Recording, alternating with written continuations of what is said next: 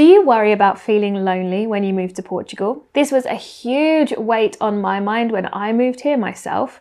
I was leaving a city where I had friends, family, a whole history, and pitching up in a place where I knew nobody. Luckily, I was confident in my Portuguese language skills, but what if you don't speak the language? Unless you want to stay stuck in an expat bubble, it will make life a lot harder for you. This is one of the main reasons my students come to me, like my student Sharon, and I want to share her story to inspire you today. She was relocating solo to the Algarve from West Virginia, and she'd been trying to learn Portuguese on her own, but could not for the life of her understand spoken Portuguese. She was totally lost on whether her pronunciation was any good, and she had no feedback.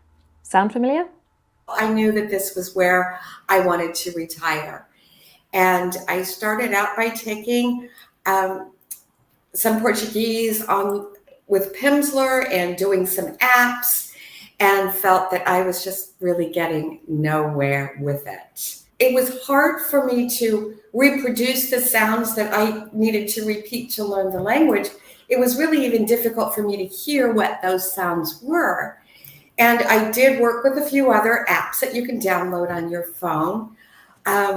But what I realized is that everything was a little bit disjointed, and most importantly, I got no feedback. But after a few months of hard work with me before she arrived in Portugal, she was loving life. Just listen to this story of how Sharon spent an entire day with her Portuguese landlords, Carlos and Rosa. She wasn't limited to queria café and obrigada. She could truly connect and spend time with them. I spent 5 hours yesterday with Carlos and Rosa, the couple from whom I rent my apartment. They took me to lunch and then on a long drive ending at the sunset at Praia de Faro. We conversed in Portuguese the entire time, with some English and French here and there as needed. We had such a delightful time, and what a marvelous feeling it was to actually be having a conversation, not just asking quanto custa or queria café. We talked about our childhoods, I told them what my current goals are. I even described the webinar I'd seen the previous night about Portugal's system of government, which of course led to a brief foray into politics. They are the kindest, most generous people. And we have become friends where we can talk about things that, that are important to us in life. It's just magical. It's magical to be with Carlos and Rosa.